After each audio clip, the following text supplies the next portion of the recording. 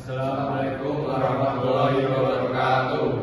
Di sini kami akan mempresentasikan diskusi dari kelompok kami yang bertema penyajian data dalam tabel distribusi frekuensi.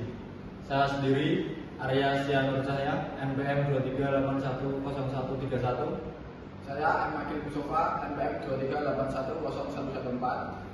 Saya Farilia Marduna, NPM 238100128. Saya Yasir Syarif, NPM 238101111. Yang pertama ada pengertian.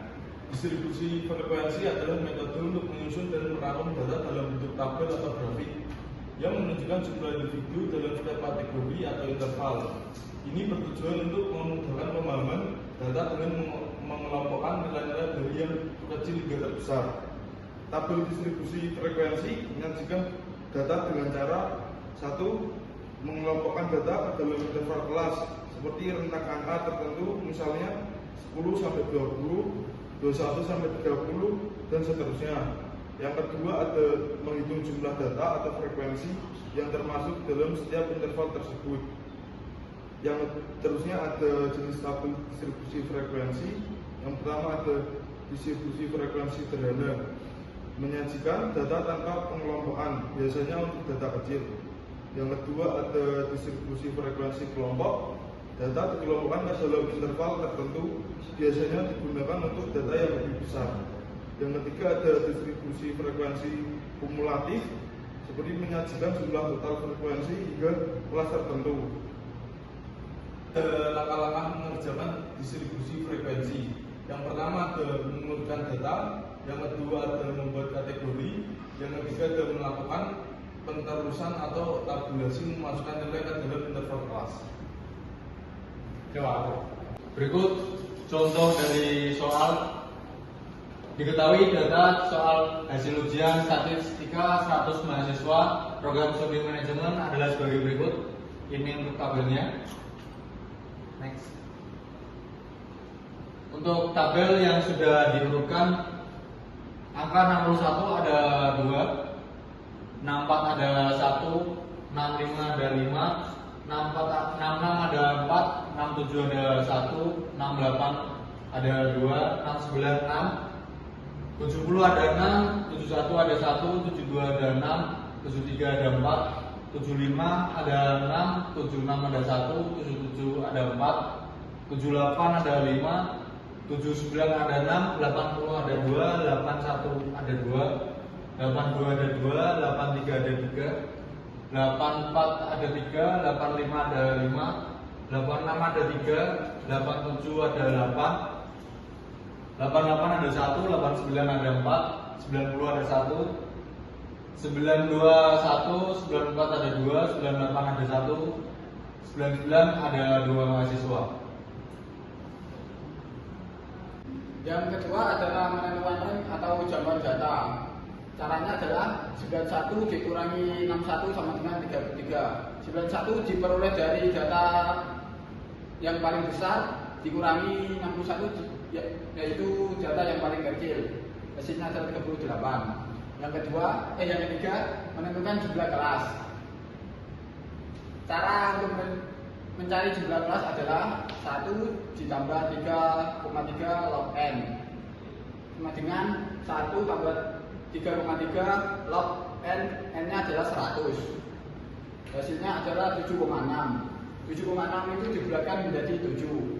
Kemudian keempat, menentukan panjang interval kelas. Cara mencarinya adalah range dibagi jumlah kelas.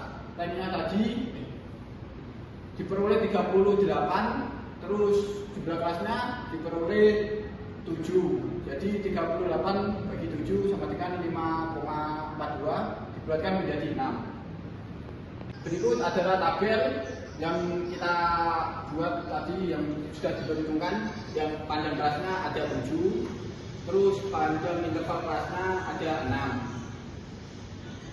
6. Untuk mencari frekuensi dari kelas yang pertama diperoleh dari jumlah nilai 61 sampai 66 yaitu ada 13, jumlah nilai 67 sampai 72 ada 22, jumlah nilai 73 73 sampai 78 ada 20, jumlah nilai 79 sampai 74 ada 17, jumlah nilai 85 sampai 90 ada 22, jumlah nilai 91 sampai 96 ada 3, terus jumlah 97 sampai 100 2 ada 3, dan jumlah frekuensi keseluruhan yaitu 100.